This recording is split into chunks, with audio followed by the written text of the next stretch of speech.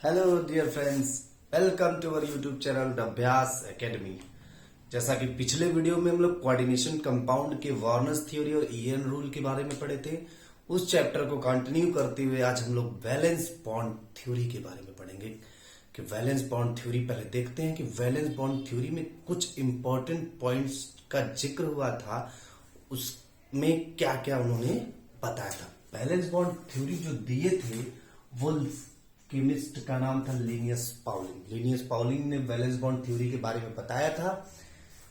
पहला उनका जो साइलेंट फीचर है उसमें देखिए क्या कहा गया, ligand metal interaction arises by the donation of pair of electrons by ligand to metal. जैसा कि कोऑर्डिनेशन कंपाउंड बनते समय मैंने बताया था कि कोऑर्डिनेशन कंपाउंड का फॉर्मेशन कैसे होता है। लिगेंड होता है जो कि इलेक्ट्रॉन रिच स्पीसीज है, वो क्या करता है सेंट्रल मेटल एटम को इलेक्ट्रॉन देता है, उसके वजह से उन दोनों के बीच में क्या होता है, एक इंटरेक्शन एराइज होता है। उस इंटरेक्शन की वजह से तो वही उन्होंने बताया वैलेंस बॉन्ड थ्योरी ने कि लिगेंड मेटल के बीच का इंटरेक्शन जो राइज होता है वो कहां से होता है, जो लिगेंड इलेक्ट्रॉन पेयर डोनेट करता है मेटल को, उसके वजह से उनके दोनों के बीच में क्या होता है, इंटरेक्शन एराइज होता है। सेकेंड में बताया to accommodate these electrons metal possesses a number of vacant orbitals of comparable energy। मतलब जितनी एनर्जी की जरूरत होगी, कंपेरेबल एनर्जी मतलब जितनी एनर्जी की आवश्यकता होगी उस इलेक्ट्रॉन को लेने के लिए, उतने एनर्जी के ऑर्बिटल को क्या करेगा, अपने पास वो खाली करेगा। भैया अगर इलेक्ट्रॉन आपको लेना है, हमको कुछ लेना होगा तो क्या करेंगे, हम अपने पास जगह रहेगा तब तो लेंगे। तो मेटल क्या करता है, इलेक्ट्रॉन पेयर लेने के लिए वो क्या करता है, वहां पे अपने पास vacant orbital in filling electrons Hund rule of maximum multiplicity followed. ठीक है, आपको जैसे हुन रूल डालते ही है ना, ठीक है, पहले एक एक भरेगा, ठीक है, जितने ऑर्बिटल्स है उसके बाद पेयरिंग। तो सिंगल इलेक्ट्रॉन्स पहले भरेंगे, फिर उसके बाद पेयरिंग हो। फिर उसके बाद depending number of ligands approaching metal possesses number of vacated orbitals available for hybridisation. देख लीजिए ये टर्म बहुत इंपॉर्टेंट है, इसके बारे में भी हम लोग डिटेल में डिस्कस करेंगे। डिपेंडिंग नंबर ऑफ लिगेंड मतलब कितने लिगेंड्स अप्रोच कर रहे हैं, मेटल है, अब कितने लिगेंड भैया आ रहे हैं ये डिपेंड करेगा। आप जितना हमारे पास कोई मेहमान आ रहा है तो हमको क्या है, जो मेहमान आ रहा है उसके लिए उतनी जगह हमको क्या करना पड़ेगा, खाली करना पड़ेगा। तो इस तरीके से तो जितने लिगेंड्स अप्रोच कर रहा है उतने क्या करेंगे आप, वहां पे मेटल क्या करेगा, वैकेंट ऑर्बिटल क्रिएट करेगा। ठीक है, फिर सब्सटेंसेस हैड अनपेयर्ड इलेक्ट्रॉन मतलब ऐसे सब्सटेंस जिनके पास अनपेयर्ड इलेक्ट्रॉन होगा, अनपेयर्ड इलेक्ट्रॉन जिनके पास होगा उन सब्सटेंसेस को बोलते हैं पैरामैग्नेटिक, जिनके पास नहीं होगा उनको बोलते हैं डायामैग्नेटिक। फिर एक फॉर्मूला दिया गया new equals to √n n+2, जिसके थ्रू हम लोग क्या कर सकते हैं, मैग्नेटिक मोमेंट को कैलकुलेट कर सकते हैं, जहां n क्या है, number of unpaired electron. N क्या है, नंबर ऑफ अनपेयर्ड इलेक्ट्रॉन्स। इसको भी हम लोग अभी एग्जांपल लेकर के सॉल्व करेंगे। ये वैलेंस बॉन्ड थ्योरी के कुछ साइलेंट फीचर्स है, जिसमें बताया गया कि वैलेंस बॉन्ड थ्योरी में के क्या साइलेंट फीचर्स क्या होता है। पहला बताया गया कि जो मेटल लिगेंड का इंटरेक्शन है वो किसके थ्रू होता है, लिगेंड मेटल को इलेक्ट्रॉन देता है तो उनके बीच में क्या होता है, इंटरेक्शन एराइज होता है। दूसरे में बताया कि एकोमोडेट करने के लिए जो इलेक्ट्रॉन्स हैं उनको एकोमोडेट करने के लिए क्या करते हैं, उतने नंबर ऑफ ऑर्बिटल्स क्या करता है, वैकेंट करता है मेटल। फिर रूल का है भैया, जो इलेक्ट्रॉन्स की फिलिंग है वो हमेशा हुन्स रूल को फॉलो करते रहेगी, ये है। फिर जितने लिगेंड्स अप्रोच करेंगे उतने ही ऑर्बिटल क्या करेगा, वो खाली करेगा, अपने पास जगह करेगा लेने के लिए इलेक्ट्रॉन। और जो सबस्टेंस अनपेयर्ड इलेक्ट्रॉन कैरी किया रहेगा उसको बोलते हैं अनपेयर्ड पैरामैग्नेटिक, जो सबस्टेंस के पास वही अनपेयर्ड इलेक्ट्रॉन नहीं है उसको बोलते हैं हम लोग क्या, डायामैग्नेटिक। ठीक है, ये इतने उनका। अब हम लोग कुछ एग्जांपल देखते हैं कि क्या किस कॉम्प्लेक्स में कितना, क्या उसका कोऑर्डिनेशन नंबर के बेसिस पे क्या क्या हाइब्रिडाइजेशन पॉसिबल हो सकते हैं और उनकी ज्योमेट्री क्या होगी, ज्योमेट्री और उनकी कुछ एग्जांपल्स। देखिए क्या है कि जब कोऑर्डिनेशन नंबर 2 है तो वहां पे हाइब्रिडाइजेशन क्या होगा, sp, और sp हाइब्रिडाइजेशन होता है तो आपको पता है ज्योमेट्री क्या बनती है, लीनियर। जैसे एग्जांपल है AgNH3 का ट्वाइस Cl। जब कोऑर्डिनेशन नंबर 3 है तो वहां हाइब्रिडाइजेशन क्या होगा, sp2, और ज्योमेट्री क्या बनेगी, प्लेनर। एग्जांपल देखिए क्या है, KHgI3। फिर कोऑर्डिनेशन नंबर 4 है, इंपॉर्टेंट है। यहां पे दो तरीके के हाइब्रिडाइजेशन पॉसिबल हो सकते हैं, एक sp3 और एक dsp2। कैसे अभी बनता है ये, किस तरीके से dsp2 क्या sp3 बनता है वो भी इलैबोरेट करेंगे। उसके बाद टेट्राहेड्रल sp3 जब रहेगा तो उसकी ज्योमेट्री क्या होगी, टेट्राहेड्रल, जैसे MnCl4 2-। dsp2 है तो उसकी ज्योमेट्री क्या होगी, स्क्वायर प्लेनर, जैसे NiCl4 2-। कोऑर्डिनेशन नंबर 5 के लिए भी दो हाइब्रिडेशन पॉसिबल, एक sp3d एक dsp3। जब sp3 रहता है, sp3d है तो tbp बनता है, ट्राइगोनल बाइपिरामिड, जैसे SbF5 2-। dsp3 है तो उसके लिए स्क्वायर पिरामिडल ज्योमेट्री होती है, जैसे कि एग्जांपल FeCO5। कोऑर्डिनेशन नंबर 5 ये भी इंपॉर्टेंट है, इसमें भी दो तरह की ज्योमेट्री है, जैसे sp3d2 और d2sp3 दोनों के लिए ऑक्टाहेड्रल ज्योमेट्री होती है। इसके लिए होता है तो आउटर ऑक्टाहेड्रल और इसके लिए बोलते हैं तो इनर ऑक्टाहेड्रल। डी इन्वॉल्वमेंट होता है, डी ऑर्बिटल अगर अंदर वाला इन्वॉल्व है तो इनर, आउटर वाला इन्वॉल्व है तो आउटर। आउटर वाले के लिए देखिए एग्जांपल FeH2O6 3+, और इनर वाले के लिए क्या है, FeCN6 4-। ठीक है, तो ये कुछ एग्जांपल्स हैं उनकी ज्योमेट्री के, हाइब्रिडाइजेशन और कोऑर्डिनेशन नंबर के हिसाब से। अब हम लोग कोऑर्डिनेशन नंबर 4 और कोऑर्डिनेशन नंबर 6 के बारे में डिटेल में पढ़ेंगे, कैसे टेट्राहेड्रल कॉम्प्लेक्स का फॉर्मेशन होता है, कैसे स्क्वायर प्लेनर कॉम्प्लेक्स का फॉर्मेशन होता है, और कैसे ऑक्टाहेड्रल कॉम्प्लेक्स का फॉर्मेशन होता है। चलिए तब आप देखते हैं, जैसे कोऑर्डिनेशन नंबर 4 का एक एग्जांपल लेते हैं। मान लीजिए एक एग्जांपल है NiCl Cl4 2-। ठीक है, अब इसका ऑक्सीडेशन स्टेट निकालेंगे। आपको पता है x -4 इक्वल टू -2, इधर जाएगा तो x equals to 4 -2 equal to +2। तो निकिल किस ऑक्सीडेशन स्टेट में, +2 ऑक्सीडेशन स्टेट में। अब क्या करेंगे, निकिल का इलेक्ट्रॉनिक स्ट्रक्चर बना लेंगे। पहले निकिल एटम का इलेक्ट्रॉनिक स्ट्रक्चर बना लेते हैं। निकिल का जो इलेक्ट्रॉनिक कॉन्फ़िगरेशन होता है क्या होता है, 3D। निकिल क्या होता है, 3D आउटर इलेक्ट्रॉनिक की बात हो रही है, 3D8 4s2। तो बना लेते हैं उसके लिए एटम। देखिए इलेक्ट्रॉनिक स्ट्रक्चर कैसे बनता है। डी में कितने ऑर्बिटल्स होते हैं, 5 ऑर्बिटल, 1 2 3 4 और 5। देखिए 1 2 3 4 5 6 7 और 8, 2 इलेक्ट्रॉन खाली है। ठीक है, उसके बाद यहां पे क्या होती है, s ऑर्बिटल होता है और फिर आगे p ऑर्बिटल होता है। ठीक है, तो अब क्या ये निकिल है, यहां पे 2 s वाले में भी है, 4s वाले में भी 2 इलेक्ट्रॉन है, और ये 3D8 है, और ये 4p खाली है। अब निकिल 2+ के लिए बनाएंगे तो उसके लिए क्या होगा, 2 इलेक्ट्रॉन कहां गया, कहां से गायब होगा, s से। 2 इलेक्ट्रॉन s से क्या हो जाएगा, चला जाएगा, खत्म यहां पे, और यहां s जैसे था। ठीक है, तो अनपेयर्ड इलेक्ट्रॉन यहां पर चले। अब जब लिगेंड अप्रोच किया, Cl- अप्रोच, लिगेंड अप्रोच करेगा, लिगेंड अपना क्या करेगा, इंग्लैंड वो क्या अपना लिगेंड क्या कर देगा, इलेक्ट्रॉन देगा फॉर्मेशन करने के लिए। तो NaCl4 का जब फॉर्मेशन होगा, ठीक है। अब एक चीज आपको देखिए यहां ध्यान रखिए कि Cl- का कैरेक्टर कैसा है। वैलेंस बॉन्ड थ्योरी में तो देखिए कैरेक्टर के बारे में लिगेंड की बात नहीं हुआ था। एक आगे इसकी थ्योरी आपको पढ़ना है, क्रिस्टल फील्ड थ्योरी, उसमें कैरेक्टरिस्टिक की बात हुई थी, लिगेंड के कैरेक्टर पे डिपेंड करता है यहाँ ये जो सिस्टम है यहाँ। अब क्या है मैं आपको बताऊं कि Cl- क्या होता है, वीक फील्ड लिगेंड है। Cl- कैसा लिगेंड है, वीक फील्ड लिगेंड है। तो ये इस इलेक्ट्रॉन को पेयरिंग कराने की उसके पास क्या है, क्षमता नहीं है। अब जब क्षमता नहीं है तब क्या करेगा, एज सच इसको छोड़ देगा, और आगे जो ऑर्बिटल खाली रहेंगे वहां पे क्या करेगा, अपना इलेक्ट्रॉन डोनेट करेगा। जैसे देखिए ये था, एज सच इसको छोड़ दिया यहां, और आगे के जो इलेक्ट्रॉन खाली है, जैसे यहां 2 इलेक्ट्रॉन दे दिया, तो इलेक्ट्रॉन पेयर में देता है। तो 4 Cl है, तो चारों क्या करें, Cl-, Cl-, Cl-, Cl-। तो 4 में से जो ऑर्बिटल का इन्वॉल्वमेंट है कौन सा, एक s का है और 3 क्या है, p का है। तो जो हाइब्रिडाइजेशन बनेगा वो क्या बनेगा, sp3। ठीक है, यहां से क्लियर होने का हाइब्रिडाइजेशन कैसे निकालेंगे कि इलेक्ट्रॉनिक स्ट्रक्चर बना के देखेंगे।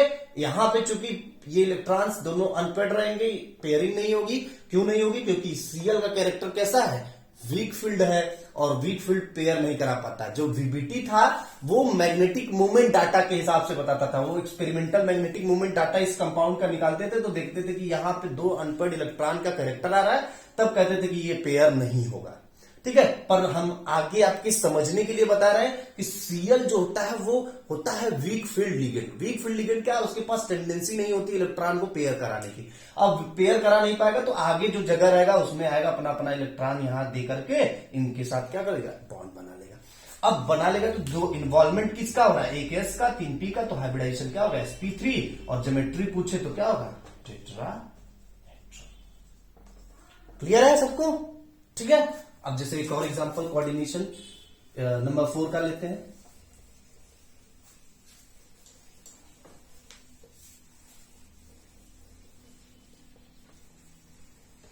जैसे देखिए, मान लीजिए हम ले लिए इस बार NiCl4 2-, ऑक्सीडेशन स्टेट सेम रहेगा, Cl पे भी एक माइनस चार्ज है, NiCl4 2- ले लिए। आपको बता दें कि जो Cl होता है वो होता है स्ट्रॉन्ग फील्ड लिगेंड। Cl क्या है भैया, स्ट्रॉन्ग फील्ड लिगेंड, मजबूत लिगेंड होता है। अब देखिए क्या होता है, स्ट्रक्चर की बात करते हैं, सीधे Ni2+ बनाते हैं, जैसे ग्राउंड स्टेट में पहले वहां बना था वैसे बनेगा।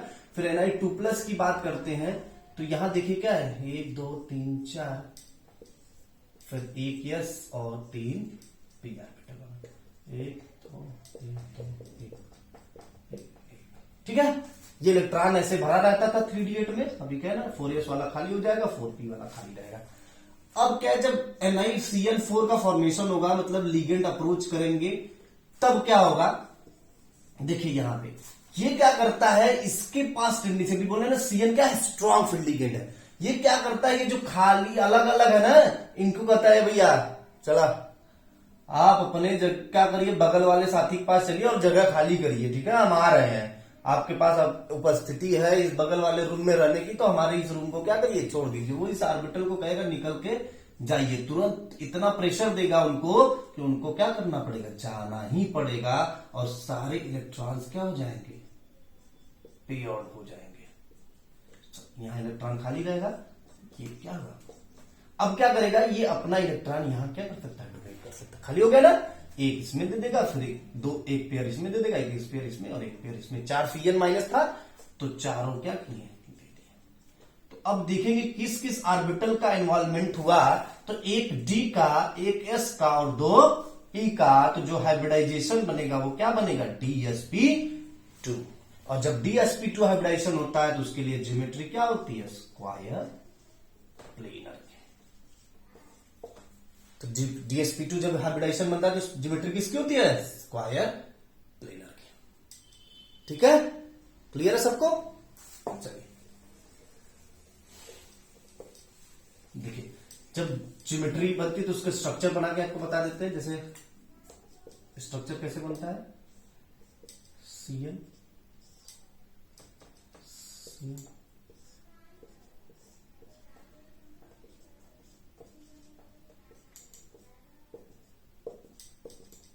इस तरीके से स्क्वायर प्लेनर की ज्योमेट्री बनती है। ठीक है, इस तरीके से स्ट्रक्चर दिखाया जाता है। Cl क्या करता है, इलेक्ट्रॉन बना के डोनेट करता है। तो आपको जब वैलेंस बॉन्ड थ्योरी के हिसाब से वहां बताया गया, जब हम NiCl4 जो -2 एग्जांपल लिए थे उसमें क्या था कि वैलेंस बॉन्ड थ्योरी के हिसाब से क्या कहा गया था कि उसमें मैग्नेटिक मूवमेंट डाटा से क्लियर हुआ कि कोई ना कोई 2 इलेक्ट्रॉन अनपेयर्ड पाया जाता है, तब उसमें बताया गया कि ये इलेक्ट्रॉन्स पेयर नहीं करेंगे। जबकि NiCl4 2- के केस में बताया गया कि मैग्नेटिक मूवमेंट डाटा बताता है कि जो इलेक्ट्रॉन होंगे वो सारे क्या होंगे, पेयर्ड होंगे, मतलब कंपाउंड क्या होगा, डायामैग्नेटिक होगा। इसलिए इस तरीके से आपको कंपाउंड दिया गया कि भैया पेयर है। लेकिन आपको याद रखने के लिए ध्यान रखना है कि Cl- क्या है, मजबूत है, स्ट्रांग है, और Cl- क्या है, वीक है। तो वो कमजोर है तो वो उनको कुछ नहीं कहेगा, भैया आप रहिए हम अपना दूसरा स्थान खोज लेते हैं, वो आगे वाले ऑर्बिटल चले। लेकिन जो Cl है वो मजबूत रहेगा, कहेगा है चलिए निकलिए, तो वो तुरंत दूसरे वाले में भेज देगा उनको, खाली वाले को, और पेयर करवाने के लिए कर देगा, तो खाली हो जाएगा। तो हाइब्रिडाइजेशन क्या हो जाएगा, DsP2। तो जो ज्योमेट्री बनेगी क्या कैसा बनेगी, स्क्वायर। अब कोऑर्डिनेशन नंबर 6 की बात कर लेते हैं। देखिए कोऑर्डिनेशन नंबर 6 का एक एग्जांपल लेते हैं, FeH2O6 3+। मान लीजिए एक एग्जांपल है। अब यहां देखिए Fe किस ऑक्सीडेशन स्टेट में 3+ में, तो जो Fe का होगा वो क्या होगा 3d6 4s2 होता है नॉर्मल, ठीक है Fe का। और फिर Fe3+ की बात करेंगे तो हो जाएगा क्या 3d5 4s0, 3d5 4s0। अब देखिए क्या है, बना लेते हैं इसका इलेक्ट्रॉनिक स्ट्रक्चर। 1 2 3 4 5, 1 2 3 4 और 5, 3d5। और फिर देखिए 4s क्या हो गया 0, बेचारा Fe3+ में आया ना, तो क्या हुआ 4s में से इलेक्ट्रॉन गायब हो गया, 4s में कोई इलेक्ट्रॉन नहीं। अब जब लिगेंड अप्रोच किया और कॉम्प्लेक्स का फॉर्मेशन हुआ, फिर यहां क्या देखेंगे कि H2O क्या होगा वीक फील्ड लिगेंड है। H2O क्या है वीक फील्ड लिगेंड है। हम आपको क्या करेंगे डिस्क्रिप्शन में हेल्प करने के लिए बता देंगे कि कौन से लिगेंड वीक फील्ड लिगेंड होते हैं और कौन से स्ट्रॉन्ग फील्ड लिगेंड, ताकि आपको हेल्प मिल जाए। वैलेंस बॉन्ड थ्योरी बताया नहीं था वीक फील्ड लिगेंड, फिर वहां हमने क्या कर दिया कि मैग्नेटिक मूवमेंट के हिसाब से यहां जो है ना 5 अनपेयर्ड इलेक्ट्रॉन होगा, इसलिए यहां पेयरिंग नहीं होगा, ठीक है। लेकिन कारण क्या था वो CFT में जाकर बताया कि H2O भैया बहुत कमजोर होता है, क्या होता है कमजोर, तो वो क्या करेगा पेयर नहीं कर पाएगा। देखिए अब जब पेयर नहीं कर, अरे इसको पेयरिंग करने के लिए नहीं देगा तो ये सारे इलेक्ट्रॉन ऐसे जैसे थे वैसे रहेंगे। अब यहां क्या है 4s है, 4s है, ठीक है। फिर उसके बाद 4p है, फिर उसके बाद क्या होता है 4d, वैकेंट डी तो भी तो होता है, ठीक है, वैकेंट 4d भी होता है। अब क्या कर रहा है देखिए इलेक्ट्रॉन आया, H2O कितना है 6 है, 6 पेयर इलेक्ट्रॉन देना इसको, एक यहां दे देगा, एक यहां दे देगा, एक यहां दे देगा, एक यहां दे देगा, फिर यहां देगा और यहां देगा। तो जो इन्वॉल्वमेंट है किसका, एक यस का, 3 पी का और 2 डी का। तो जो हाइब्रिडाइजेशन निकल के आया वो क्या है sp3d2। ज्योमेट्री क्या होती है sp3d2 के लिए ऑक्टाहेड्रल, क्लियर है। ज्योमेट्री क्या होती है ऑक्टाहेड्रल। यहां पेयरिंग नहीं हुआ क्यों, क्योंकि भैया ये कमजोर लिगेंड था, दबा दिया। सो ये मेटल क्या था मजबूत है, निकलिए लिगेंड कमजोर आ गया, बेचारा कुछ नहीं कर पाया, अपना जगह जहां खाली मिला वहां जाकर के बैठ गया, ठीक है। तो यहां पे हाइब्रिडाइजेशन जो होगा sp3d2, चूंकि ये बाहर वाला d ऑर्बिटल इन्वॉल्व हो रहा है ना, इधर कौन सा होता है, इसको बोलते हैं n-1d, मतलब 3d ऑर्बिटल, अंदर वाला d ऑर्बिटल, ये कौन सा है बाहर वाला d ऑर्बिटल, तो इन्वॉल्वमेंट किसका है बाहर का, इसलिए इसको बोलते हैं आउटर ऑक्टाहेड्रल कॉम्प्लेक्स। तो ये आउटर ऑक्टाहेड्रल कॉम्प्लेक्स का उदाहरण। चलिए आज एक और देखते हैं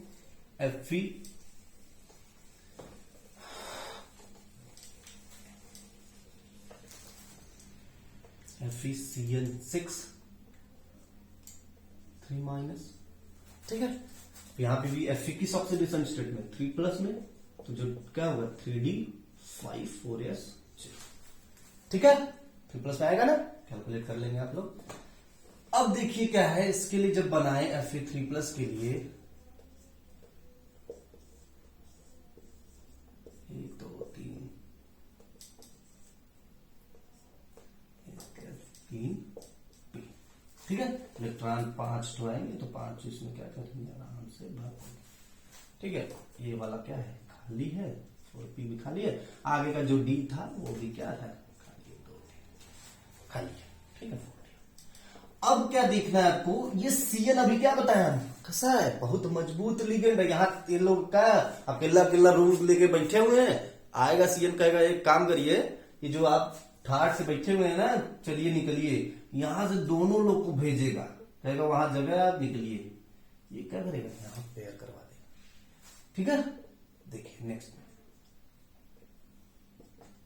तो जब Fe कॉम्प्लेक्स बनाएगा CN6- अप्रोच करेगा, तो जो कॉम्प्लेक्स बनेगा वो इस तरीके से बनेगा, देखिए 1 2 3 4, एक यहां कर देगा, इनको यहां कर देगा, एक ठोल पेड़ बचा रहेगा, फिर ये आएगा, फिर यहां से इस तरीके से।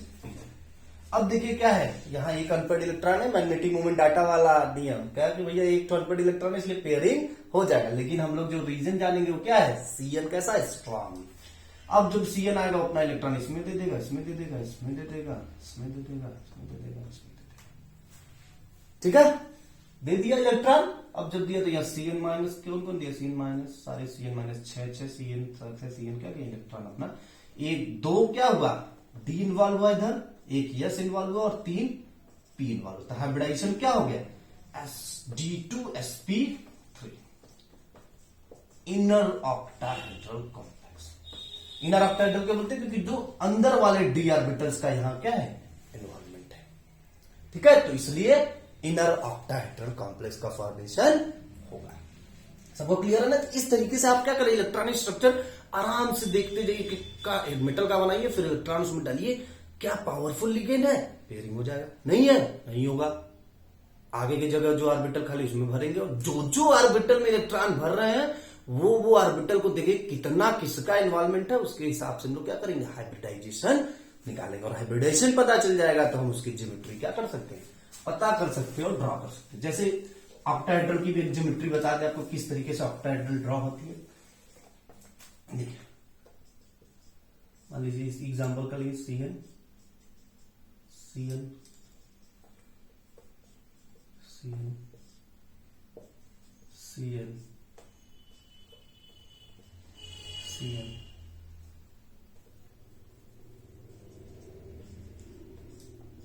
Cn, ठीक है। इस तरीके से ऑक्टाहेड्रल की ज्योमेट्री होती है, जितने माइनस चार्ज रहेगा तो ठीक है। तो इलेक्ट्रॉन पेयर डोनेट किया, मेटल किसमें किया, ये सब देख करके आप स्ट्रॉन्ग लिगेंड है, वीक लिगेंड है, सब कुछ करने के बाद आप क्या कर सकते हैं, बता सकते हैं कि क्या पेयरिंग होगी नहीं होगी, तब उसके हिसाब से आप हाइब्रिडाइजेशन निकाल सकते हैं और ज्योमेट्री बता सकते हैं। और सबसे बड़ी चीज आप देखिए यहां से क्या है, मैग्नेटिक मूवमेंट का फॉर्मूला हम लोग पढ़े कि म्यू इक्वल टू क्या होता है, √n+2। तो वहां से क्या करते हैं, ये हमको सारा चीज पता रहेगा तो हम लोग यहां से क्या निकाल सकते हैं, मैग्नेटिक मूवमेंट निकाल सकते हैं। जैसे अभी FeCN6 वाला जो लिखे थे उसमें कितने अनपेड इलेक्ट्रॉन आए थे, एक अनपेड इलेक्ट्रॉन आए थे। तो n इक्वल टू क्या जाएगा 1, तो म्यू निकालना होगा तो फॉर्मूले में रखेंगे √n+2, तो आएगा क्या √1 1+2, तो आ जाएगा √3 की वैल्यू क्या होती है, आप चाहे तो निकाल सकते हैं, हमको तो पता है, याद है। तो ऐसे देखिए आप निकालने के लिए क्या है, डिवाइड मेथड यूज कर सकते हैं। 1 1 1 + 1 ऐड करते हैं 2 आ जाता है, यहां से माइनस करते हैं 2, फिर ये 0 0 उतार देते हैं, फिर उसके बाद इंटू करते हैं यहाँ 7 पॉइंट लगा करके इस तरीके से, ठीक है। 49 7 दूनी 14 4 18, ठीक है। तो 11 फिर ऐसे करके 1.732 समथिंग आता है, तो यहाँ पे +1.73 इसका वैल्यू निकालेंगे। और हमेशा केस में भी बोर मैग्नेटॉन यूनिट होता है, बोर मैग्नेटॉन। चलिए एक और एग्जांपल देख लेते हैं। जैसे मैग्नेटिक मूवमेंट आपको निकालना हो, मान लीजिए दे दिया Fe(H2O6 3+), Fe3+ में तुरंत जाएंगे, और चूंकि वीक फील्ड है तो आप तुरंत बनाइए Fe(H2O6) कॉम्प्लेक्स का इलेक्ट्रॉनिक स्ट्रक्चर। क्या बनाएंगे, इलेक्ट्रॉनिक स्ट्रक्चर तुरंत बनाइए। 1 2 3 4 5, क्योंकि 3D 5 होता है ना, 4 ये 0, तो यहाँ पे क्या करता है, ये P और आगे वाला क्या होता है, ठीक। तो यहां तो जो लिगेंड देता है वो सारे पेयर में देते हैं, ठीक है। तो उसकी बात करेंगे नहीं। अनपेड इलेक्ट्रॉन कितने हैं यहाँ पे, n इक्वल्स टू आ गया कितना 5, n इक्वल्स टू जब 5 आ गया तब आप क्या म्यू निकालेंगे, तो √n+2, तो क्या हो जाएगा √5 5+2, तो उसके बाद क्या आएगा 5 × 7 मतलब 35, √35। उसके लिए जब निकालेंगे वैल्यू तो वो लगभग 5.9 समथिंग बोर मैग्नेटॉन में, ठीक है। तो इस तरीके से आप मैग्नेटिक मूवमेंट करते हैं। तो आप जब इलेक्ट्रॉनिक स्ट्रक्चर बनाना सीखेंगे कि ये वेबिलिटी के हिसाब से, तो आप वहां पे क्या कर सकते हैं, हाइब्रिडाइजेशन बता सकते हैं, ज्योमेट्री बता सकते हैं, मैग्नेटिक मूवमेंट कैलकुलेट कर सकते हैं, बहुत आसानी से सारी चीजें कैलकुलेट कर सकते हैं। नेक्स्ट टॉपिक नेक्स्ट वीडियो में लाते हैं, और वीडियो देखने के लिए बहुत बहुत धन्यवाद। लाइक शेयर सब्सक्राइब करना ना भूलें। Thank you so much.